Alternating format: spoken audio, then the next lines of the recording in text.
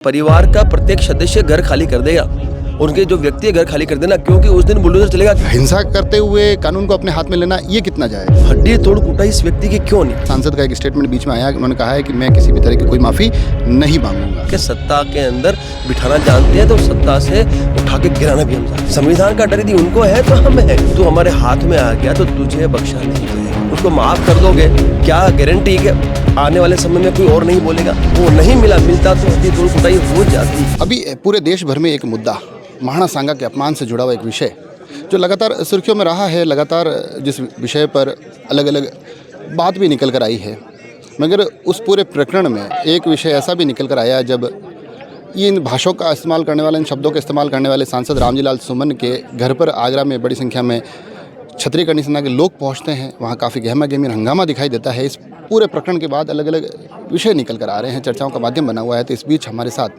क्षत्रिय करनी सेना के संस्थापक और राष्ट्रीय अध्यक्ष राज शेखावत हैं। उनसे जानते हैं कि उस प्रकरण को कैसे देखते हैं। ये जो पूरा मामला हुआ है, जो उस दिन विवाद हुआ है, हमला हुआ है, उस पर आएंगे, मगर उससे पहले जब आपने पहली बार ये भाषा सुनी, क्या महसूस किया?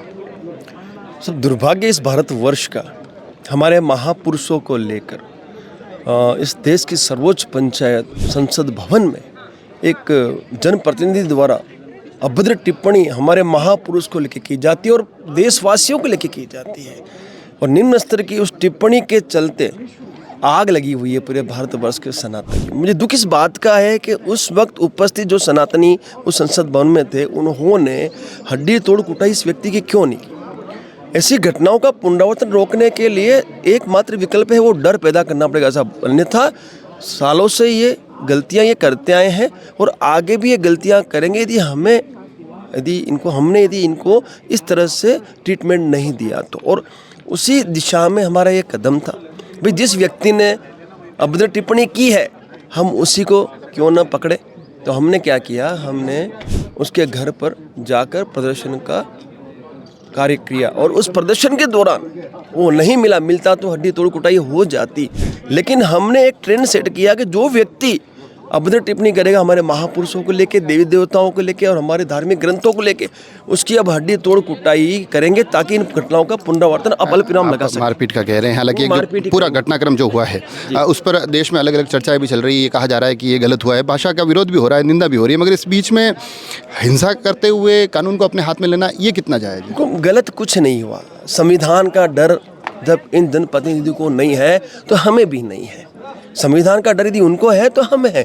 जब वो इतने सर्वोच्च जगह स्थापित होने के पश्चात भी अभद्र टिप्पणियां हमारे महापुरुषों पे करते, उन महापुरुषों पे जिनकी वजह से आज मुगलों का शासन नहीं इस देश पे, आज आज़ाद सरकार वो चला रहे हैं, उनको लेके यदि अभद्र टिप्पणी करते हैं, इस देश की जनता को अभद्र टिप्पणी करते हैं, क्योंकि आपने वो टिप्पणी सुनी होगी, पूरी देश की जनता को उसने गद्दार कहा है साहब। तो कैसे बर्दाश्त करोगे? अच्छा, उसको माफ़ कर दोगे, क्या गारंटी है कि आने वाले समय में कोई और नहीं बोलेगा? इसलिए एकमात्र विकल्प हमारे हाथ में है कि हम कानून को हाथ में ले। हमने लिया और कानून को हाथ में लेके उस व्यक्ति को ये डर हमने पैदा कर दिया कि अब यदि तू हमारे हाथ में आ गया तो तुझे बख्शा नहीं जाएगा। ये जो पूरा प्रकरण हुआ है, इसमें आपको लगता है कि जिस तरह से बार बार कभी औरंगजेब और शिवाजी और वहाँ मराठों के बहाने, कभी अभी ये राणा सांगा पर टिप्पणी के बहाने, पूर्व में कई बार हमने सुना महाराणा प्रताप के बहाने, ये जो अलग अलग टिप्पणियों के माध्यम से लगता है आपको कि ये पूरा एक षड्यंत्र है जिसमें कि महापुरुषों की छवि को धूमिल करने की कोशिश होती है? सर, एक चीज़ बताऊं मैं आपके माध्यम से इन समस्त जनप्रतिनिधियों से कहना चाहता हूं कि इसमें राजनीति मत करो यार, इससे हमारी भावनाएं जुड़ी हुई है, मत करो ना राजनीति इसमें। यदि आप कर रहे हो तो हमें पता नहीं, हम तो भोले भाले इस देश के नागरिक हैं हुकुम, हमें ये नहीं पता कि कौन क्या कर रहा। हमें इतना पता है कि ये हमें बहुत आहत करता है। तो हम आपके माध्यम से ये कहेंगे इन पार्टी के नेताओं से कि भाई इसमें राजनीति अब नहीं होनी चाहिए किसी भी कीमत में। यदि राजनीति हो रही है तो फिर सभी तैयार है, क्योंकि हम जनप्रतिनिधि हैं हुकुम और हमें इनको जवाब देना आता है और इनका जवाब एकमात्र है वोट की चोट।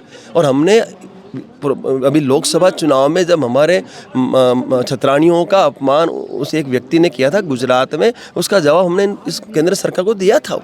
और आज वही समाजवादी पार्टी जो हमारी वजह से आज इतनी ज़्यादा सीटें ले पाई उत्तर प्रदेश में, आज वही हमारे उनका एक सांसद है ना, सब सांसद का है, और आज उनको सपोर्ट कर रहे हैं। तो साहब आने वाले समय में क्षत्रिय और सनातनी उनको ये भी दिखाएंगे कि सत्ता के अंदर बिठाना जानते हैं तो सत्ता से उठा के गिराना भी हम जानते हैं। आखिरी सवाल, जो आपने पूरा एक प्रकरण हुआ, आपने उसके घर पर घेराव किया, पथराव किया, सांसद के खिलाफ काफ़ी कुछ आंदोलन प्रदर्शन हुआ, मगर उसके बावजूद भी सांसद का एक स्टेटमेंट बीच में आया, उन्होंने कहा है कि मैं किसी भी तरह की कोई माफ़ी नहीं मांगूंगा। तो माफ़ी दे कौन रहा है उसको हुकुम?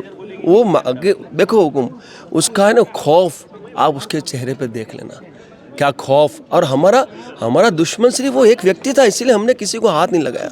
हमने उसके परिवार से हमें कोई लेना देना है। हमने तो कह दिया 12 तारीख को जो हमारा आयोजन है रक्त स्वाभिमान सम्मेलन, और हमारी अपेक्षाएं जो है यदि सरकार पूर्ण नहीं करती है तो सर 12 तारीख को हमने तो कह दिया है कि उनके परिवार का प्रत्येक सदस्य घर खाली कर देगा, उनके जो व्यक्ति है घर खाली कर देना, क्योंकि उस दिन बुलडोजर चलेगा, क्योंकि राष्ट्रद्रोह का अपराधी है। सीधा धमका रहे हैं आप। सीधी इस धमकी हुकुम साहब, धमकाना क्या है, सीधा आक्रमण करेंगे, करना ही पड़ेगा हुकुम। आप समझिए, इन घटनाओं का पुनरावर्तन रोकने के लिए हमारा और कोई विकल्प नहीं है। इसलिए हम उनके परिवार या तो 12 से पहले ये भाई हमारी अपेक्षा है जो सरकार से, हमने जो सरकार को मेल किया है, हमने उनको प्रस्तुत किया है, उस पर वो अपना निर्णय ले ले। वो मैं आपको भेज दूंगा, आप पढ़ लेना उसको और आप भी चला देना मीडिया में। यदि उस अपेक्षा पे वो खड़े नहीं उतरते हैं तो साहब हमारे पास पूरी तैयारी है, हम हमारी अपेक्षाओं पर खड़े भी उतरेंगे और भविष्य में हमारे महापुरुषों पर अभद्र टिप्पणी रोकने के लिए हम इस विकल्प का उपयोग भी करेंगे। तो देखा आपने बड़े स्पष्ट तौर पर जो ये पूरा घटनाक्रम चल रहा है इस देश भर में, जिसको अलग अलग लेकर चर्चाएं चल रही हैं, उन चर्चाओं के बीच में राज शेखावत स्पष्ट तौर पर ये कहते दिखाई दे रहे हैं कि न केवल ये पूरा का पूरा प्रकरण,